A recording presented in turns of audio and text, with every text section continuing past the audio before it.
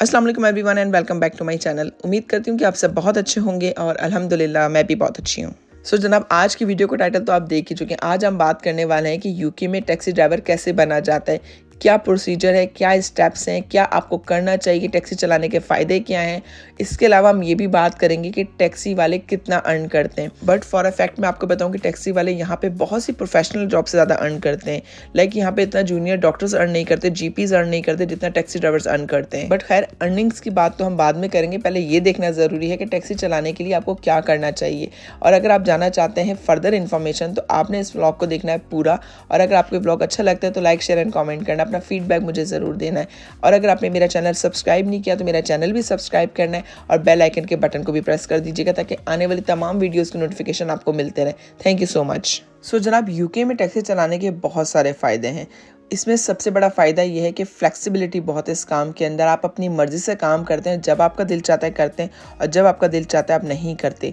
आप अपने बॉस खुद होते हैं, आपको किसी को जवाबदेही नहीं होती कि आपने इतने बजे काम पे जाना है और इतने बजे पहुंचना है। जब आपका दिल चाहे आप काम स्टार्ट करते हैं, जब आपका दिल चाहे आप काम स्टॉप कर देते हैं। और इस काम के अंदर बहुत ज़्यादा अर्निंग पोटेंशियल है। आप जितना चाहे अर्न कर सकते हैं, मतलब जितना ज़्यादा चाहे अर्न कर सकते हैं, जितना कम चाहे आप अर्न कर सकते हैं। और इस काम को करने के लिए कोई ऐसा क्वालिफिकेशन की ज़रूरत भी नहीं होती, एक्सपीरियंस की ज़रूरत भी नहीं होती। ऑफ कोर्स आपको ड्राइवर होना ज़रूरी है, पर टैक्सी का एक्सपीरियंस होना ज़रूरी नहीं है। और यही वजह है कि टैक्सी का काम स्टार्ट करना बहुत आसान और बहुत क्विक है। और यूके के अंदर ये काम बहुत साफ सुथरा है और स्कैम फ्री है। किसी किस्म का स्कैम नहीं है। अगर कोई आपकी टैक्सी बुक कराता है और कैंसिलेशन करता है तब भी आपको कैंसिलेशन चार्जेस उसके मिल जाते हैं। मतलब आपका किसी किस्म का लॉस नहीं होता। और इस काम का सबसे बड़ा फायदा है कि ये सेल्फ एम्प्लॉयड काम है।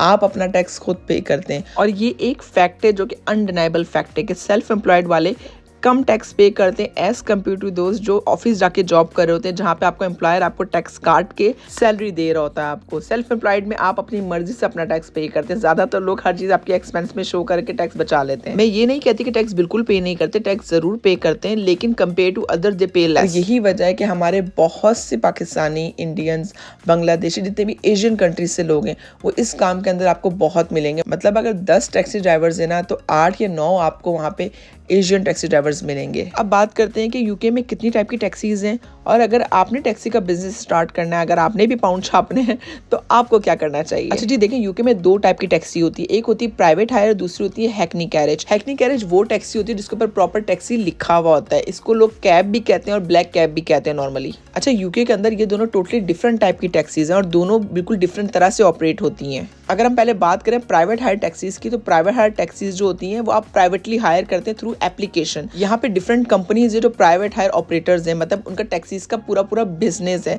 लाइक अगर आप बात करते हैं उबर की, बोल्ट की, इन टाइम की, रॉयल कार्स की, वेल कार की, डेल्टा की, अल्फा की, इसके अलावा डिफरेंट कंपनीज है। हर मतलब ना सिटी के अंदर अलग अलग कंपनीज ऑपरेट कर रही हैं। अगर आप प्राइवेट हायर की तरफ जाना चाहते हैं तो आपको इन कंपनीज के साथ काम करना पड़ता है। ये कंपनीज आपको एप्लीकेशन के थ्रू ना क्लाइंट दे रही होती हैं। अब अगर हम बात करें हैकनी कैरेज की, तो हैकनी कैरेज या फिर ब्लैक कैब वो टैक्सीज होती है जो नॉर्मली हर कंट्री में ऑपरेट करते हैं। जैसे पाकिस्तान में भी होती है जिनको आप हाथ दे के रोक रहे होते हैं टैक्सीज को, ये वो टैक्सीज होती हैं।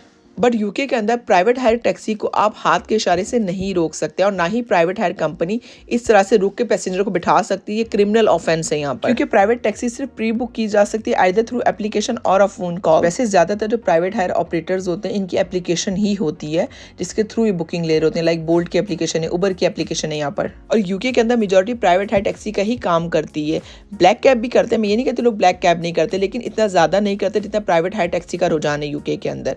और आज के व्लॉग में हम प्राइवेट हायर टैक्सी पे ही बात कर रहे हैं। देखिए, अगर यूके के अंदर आप प्राइवेट हायर टैक्सी का काम करना चाहते हैं तो इसके लिए ज़रूरी है कि आपके पास यूके के अंदर काम करने के लीगल राइट्स हो, आपकी उम्र 18 साल या 18 साल से ऊपर हो। कुछ काउंसिल्स आपको 21 का भी मांगती हैं, मतलब आपकी एज कहती है 21 हो एंड अबव।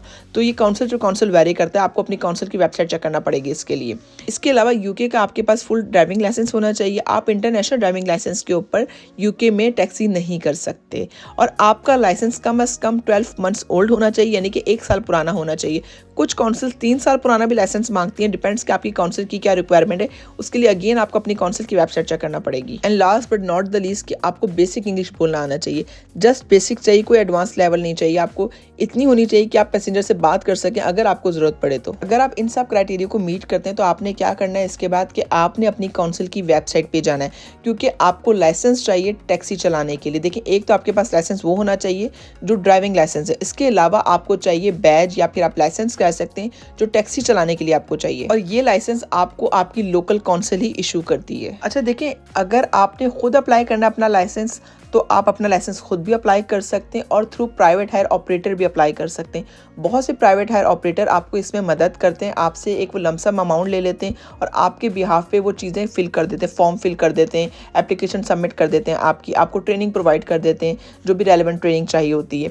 लेकिन आपको जाहिर सी बात है जो प्रैक्टिकल टेस्ट वगैरह वो खुद देना पड़ता है, और अगर आप खुद चाहें ये सब कुछ करना तो आप खुद भी कर सकते हैं। यहाँ पे मैं बात कर रही हूँ कि अगर आपको खुद करना पड़ता है तो आप क्या करेंगे। और यकीन करें, अगर आपने खुद भी करना है तो प्रोसीजर बहुत आसान है और बहुत स्ट्रेट फॉरवर्ड है। सबसे पहले आपको एक फॉर्म फिल करना पड़ता है जो आपको आपकी काउंसिल की वेबसाइट से मिलेगा। आपने उसे डाउनलोड करना होता है, उसे फिल करना, उसको सबमिट कराना है। इस फॉर्म के अलावा आपका एक जनरल मेडिकल चेकअप होता है जिसका पर्पस सिर्फ ये होता है, वो आपको ये चेक करना चाहते हैं कि भाई आप ओवरऑल मेडिकली फिट हैं टैक्सी चलाने के लिए या नहीं। कहीं आपको बहुत ज्यादा हाई बीपी तो नहीं रहता, शुगर आपकी बहुत ज्यादा हाई तो नहीं रहती जो कि टैक्सी चलाते हुए आपको प्रॉब्लम करे, मतलब आपकी खुद की भी जान खतरे में हो, फिर आपके पैसेंजर की जान भी खतरे में हो। इसके अलावा आपकी आईसाइट चेक होती है, अगर आपकी आईसाइट वीक भी होती है, आप ग्लासेस भी लगाते हैं तो कोई इशू नहीं है इसके अंदर। इसके अलावा आपका डीबीएस भी चेक होता है कि भाई आप किसी तरह के क्रिमिनल ऑफेंस में तो नहीं पास में रहे हैं, या फिर आप पे किसी तरह का क्रिमिनल ऑफेंस करंटली तो नहीं है। और इसके अलावा कुछ आपसे काउंसिल्स गुड कैरेक्टर सर्टिफिकेट भी मांग लेती हैं, गुड कंडक्ट सर्टिफिकेट भी मांग लेती हैं, मतलब नाम डिफरेंट है लेकिन चीज़ एक ही है ये। इसके अलावा आपको यहाँ पर टेस्ट भी देना पड़ता है, स्किल टेस्ट होता है, नॉलेज टेस्ट होता है, कहीं कहीं पे सेफ गार्डिंग टेस्ट भी होता है, डिपेंड्स कि आपकी काउंसिल की रिक्वायरमेंट है या नहीं। लेकिन skill and knowledge test almost हर काउंसिल में होता है, और ये टेस्ट एक्चुअली बिल्कुल भी मुश्किल नहीं होते। अगर आप ड्राइवर हैं, आपके पास लाइसेंस है, आप गाड़ी चलाते हैं, तो बेसिक ड्राइविंग की नॉलेज आपके पास ऑलरेडी होती है, मतलब मैप कैसे रीड करना है, रोड साइंस के बारे में होता है, आपके पास हाईवे कोड्स होते हैं, यही चीज़ें बस वो ना आपसे इस टेस्ट के अंदर पूछते हैं। और कुछ काउंसिल्स में आपके पास सेफ गार्डिंग अवेयरनेस टेस्ट भी होता है जिसकी प्रॉपर वो आपको पहले ट्रेनिंग देते हैं, समझाते हैं कि आपको किस तरह से सेफ गार्ड करना है। अगर आपकी गाड़ी में बच्चे बैठे हुए, एडल्ट्स बैठे हुए, या फिर कोई पैसेंजर ऐसा है जो इंजर्ड आपकी गाड़ी में बैठा है, या फिर कोई ऐसा है जो आप बहुत ज़्यादा ज़ईफ है, व्हील चेयर पे है, तो आपको उनको कैसे सेफ गार्ड करना है। अच्छा, यहाँ कुछ काउंसिल्स ऐसी हैं जो आपको ड्राइविंग की प्रैक्टिकल ट्रेनिंग भी देती हैं, 2 से 3 दिन की वो आपको प्रैक्टिकल ट्रेनिंग देती हैं, देन वो आपको लाइसेंस इशू करती हैं। और लंदन साइड पे आपका इवन HMRC टैक्स चेक भी होता है कि आपके ऊपर कोई टैक्स तो ड्यू नहीं है जो आपको पे करना और आपने अब तक पे ना किया हो। अगर आपके ऊपर कोई टैक्स की अमाउंट ड्यू होती है तो आपको वो लाइसेंस इशू नहीं करते। बट अगर आप बात करें ना एप्लीकेशन सबमिट करने से लेके इन सब चीज़ों को करने तक, इन सब के अंदर हार्डली आपको 5 to 6 वीक्स लगते हैं। आफ्टर 6 वीक्स अगर सब कुछ सही होता है तो फिर वो आपको लाइसेंस इशू कर देते हैं। और जो टोटल कॉस्ट आती है ना इस लाइसेंस को बनवाने की, मतलब A to Z कॉस्ट है ना इसकी, अगर वो बात की जाए तो वो आपको इन बिटवीन 400 to 600 पाउंड पड़ती है, डिपेंड्स ऑन योर काउंसिल। कुछ काउंसिल थोड़ा कम चार्ज करती हैं, कुछ काउंसिल ज़रा 2-4 पाउंड ऊपर ले लेती हैं, लेकिन इन बिटवीन 400 to 600 पाउंड आपको लगाना पड़ता है अपनी जेब से। अच्छा, जो ये आपके पास लाइसेंस होता है ना या बैज होता है, ये आपको 1 साल के लिए इशू होता है या फिर 3 साल के लिए इशू होता है, डिपेंड्स कि आपने कौन सी कॉस्ट भरी है, या आपने 1 साल की कॉस्ट दी है लाइसेंस की या फिर 3 साल की दी है। अमूमन लोग 3 साल की एक साथ पे करके अपनी जान छुड़वा लेते हैं। अच्छा, जब आपको लाइसेंस इशू हो जाता है तो इसके बाद 2 ऑप्शंस है आपके पास, चाहे तो आप अपनी कार लेके अपना काम शुरू कर दें, चाहे तो आप रेंट कर लें। यहाँ रेंट के भी ऑप्शंस होते हैं, ज़रूरी नहीं कि अगर आपके पास कार नहीं है, पैसे नहीं है तो आप टैक्सी नहीं कर सकते, आप सिंपली रेंट कर लेते हैं। अब सवाल ये है कि रेंट कैसे होती है कार, मतलब अगर आपने टैक्सी चलानी है तो आप कहाँ से ये टैक्सी रेंट पे लेंगे या वो कार रेंट पे लेंगे। तो देखिए, जो प्राइवेट हायर ऑपरेटर्स होते हैं ना, ये भी आपको गाड़ी देते हैं, ये आपसे उसका रेंट ले लेते हैं वीकली और आपको गाड़ी दे देते हैं। एंड आई थिंक अगर कोई इंसान नया नया प्राइवेट हायर टैक्सी का काम शुरू कर रहा है तो उसको रेंट पे ही जाना चाहिए, क्योंकि मुझे लगता है रेंट ज़्यादा बेनिफिशियल है। क्योंकि देखिए, इसके अंदर वो आपको जो कार प्रोवाइड करते हैं ना, वो आपको इंश्योर्ड कार प्रोवाइड करते हैं, ज़्यादातर आपको ना इंश्योर्ड कार मिलती है। इसके अलावा कार की जितनी भी चीज़ें हैं ना रिलेटेड, लाइक सर्विस हो गई, उसकी MOT हो गई, उसके अंदर कोई भी प्रॉब्लम हो गया, कुछ टूट गया, कुछ फिक्स कराना है, तो सब कुछ आपको ना यही प्राइवेट हायर ऑपरेटर्स करके देते हैं। मतलब आपको अपनी जेब से कुछ नहीं करना होता, आपने बस वीकली एक रेंट देना होता है। इवन जो ये कार आपको प्रोवाइड करते हैं, आप इसको अपने पर्सनल यूज़ के लिए भी यूज़ कर सकते हैं। अगर आपके पास कोई घर में कार खड़ी है तो आप उसको सेल भी कर सकते हैं, और इस कार को आप नॉर्मली यूज़ कर सकते हैं। बच्चों को पिक एंड ड्रॉप करना, ग्रॉसरी करना, शॉपिंग करना, कहीं आना हो, कहीं जाना हो, तो ये कार आप अपने पर्सनल यूज़ के लिए भी यूज़ कर सकते हैं। अब अगर बात करें कि टैक्सी का रेंट कितना होता है, आपको कितना देना पड़ता है वीकली, तो देखें इट कुड बी बिटवीन 250 से लेके 350 के दरमियान। और इसी प्राइस रेंज में आपसे डिफरेंट ऑपरेटर पैसे चार्ज करते हैं। बहुत से लोग 270 चार्ज करते हैं, बहुत से लोग 310 चार्ज करते हैं, और लोग ये आसानी से रैंडम वीकेंड पे काम करके निकाल लेते हैं। अब बात करते हैं अपने सबसे इम्पॉर्टेंट पार्ट की, कि भाई अगर आप टैक्सी स्टार्ट कर दिए तो अब आप कितना अर्न करेंगे, कितनी आपकी अर्निंग्स हो सकती हैं इसके अंदर, या फिर आप ये कह लीजिए टैक्सी ड्राइवर नॉर्मली कितना पैसा कमाते हैं। देखिए यूके के अंदर ना टैक्सी के बिजनेस में जो कमाई है वो आपके अपने हाथ में है।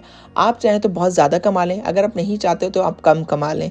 बहुत से लोग यहाँ पे टैक्सी में ऐसे भी हैं जो कि हफ्ते के 7 दिन टैक्सी चलाते हैं और 12 से 14 घंटे टैक्सी चलाते हैं, लेकिन उनकी अर्निंग्स भी फिर माशाल्लाह बहुत अच्छी होती हैं। अगर कोई इंसान यूके में दिन के 8 से 10 घंटे टैक्सी चलाता है और हफ्ते के 6 दिन चलाता है, मतलब एक दिन वो ऑफ करता है और 6 दिन वो काम करता है, तो वो आसानी से ना 3000 से लेके 3500 पाउंड बना लेता है सारे एक्सपेंसेस निकाल के मंथली।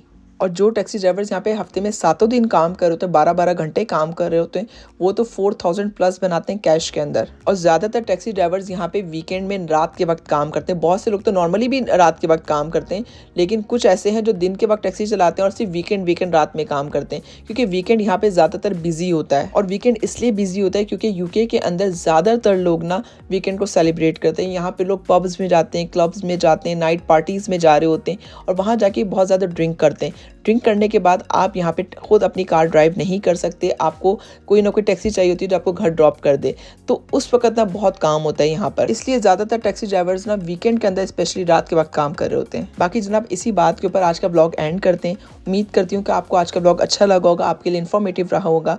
और अगर आप काम करना चाहते हैं टैक्सी का तो गो अहेड, बहुत पैसा है इस काम के अंदर। अपना काम है, जब दिल चाह काम किया, जब दिल चाह ना किया, लेकिन टैक्स ज़रूर पे करें। टैक्स पे करना ज़रूरी है, बी अ रिस्पॉन्सिबल सिटीज़न। और इसी नोट के ऊपर आज का ब्लॉग एंड करते हैं। इंशाल्लाह नेक्स्ट ब्लॉग में आपसे फिर मुलाकात होगी। तब तक अपना बहुत ख्याल रखेंगे, मुझे दुआ में याद रखिएगा। टेक केयर, बाय बाय, अल्लाह हाफिज़।